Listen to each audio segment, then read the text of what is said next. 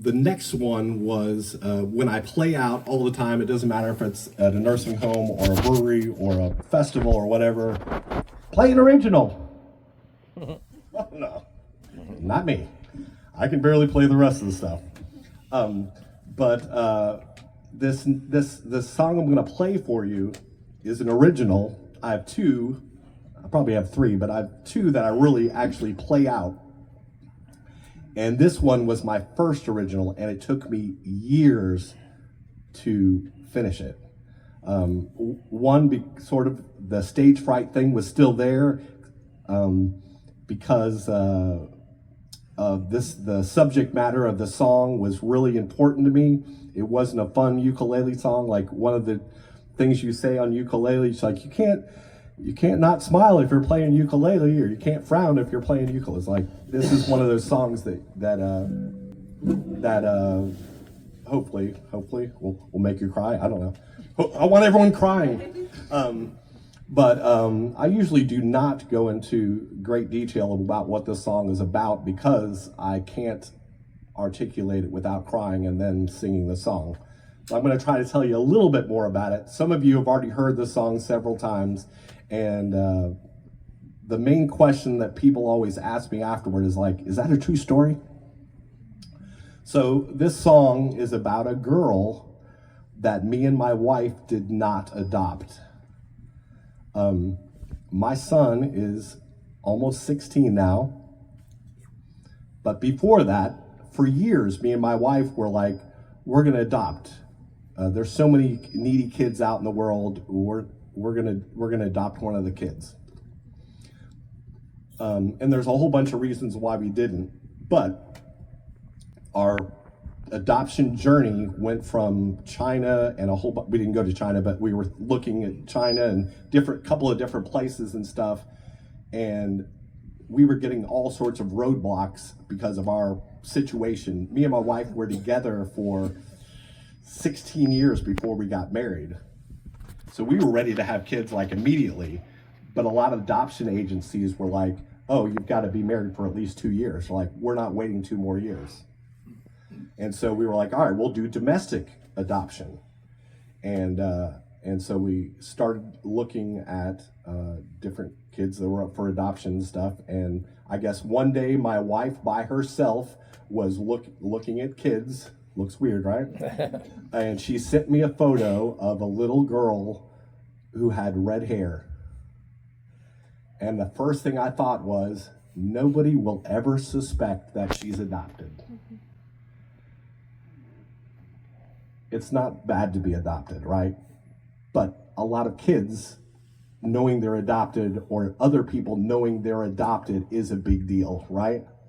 And so that's the first thing I was like, oh, well, that's perfect. Nobody will ever suspect that she's adopted. As soon as they see me, oh, that's her dad, blah, blah, blah. We never pursued it directly. The more information we found, the more discouraged we got about adopting. And I have tons of friends who have adopted or have been adopted and stuff, and I talk to them about it, and they're like, yeah, it really is hard, and you have to be ready for it. And we weren't ready for it. So that's what this song is about the girl that we didn't adopt.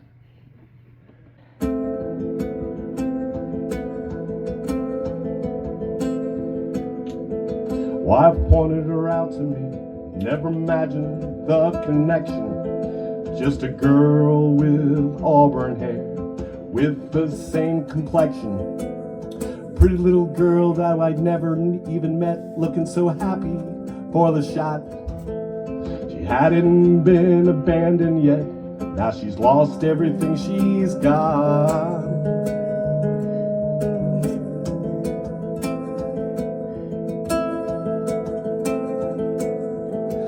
Looking at her, I see myself. No one would ever even suspect. Would I have made her life better?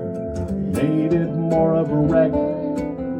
Still her face stays in my mind, though fuzzy and not defined. I wonder what life she has found. I hope with love all around.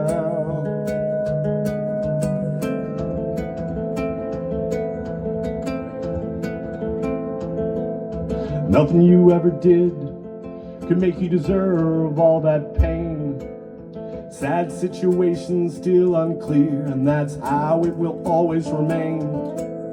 Now I will never know, did you ever find a happy home?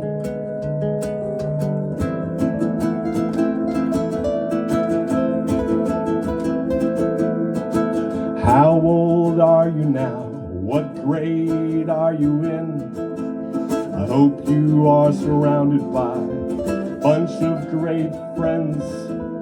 Your new family's so lucky to have you in their life. I miss you, but I've never met you, and I hope that you're all right.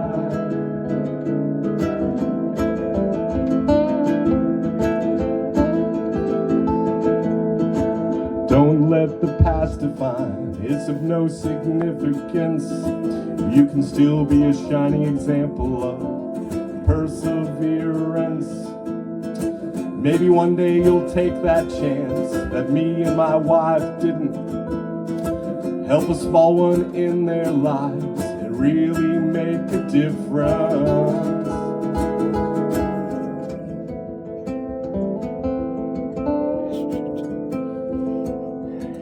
Years later and here I sit, I still think of you from time to time. I have a great life, but without you in it, I loved a girl that wasn't even mine.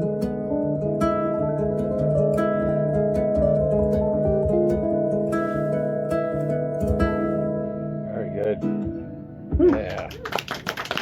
Thank you. So that was the next stage fright that I had to get over with, is to be able to sing something so freaking personal to me. I wrote that song without even telling my wife. So she heard it for the first time at Mad Mulch, just like some of you did. She had no idea I was going to play it. I had no idea I was going to finally reveal it, but I just decided to do it. And she said, "You never told me." She didn't realize that I was still, just like the lyrics say, I'm still envisioning this little girl who is 5'3", I have no idea. It was a school picture and she was smiling, but like it says in the song, it is just so fuzzy and undefined. I have no idea what she really looks like. Like if you showed me a picture of a bunch of girls with auburn hair, I wouldn't be able to, oh, that's her. I have no idea.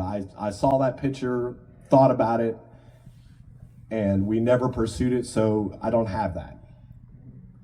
One of the other lyrics to the song that always gets me is, how old are you? What grade are you in? My son is almost 16, and that girl was 2 years before that.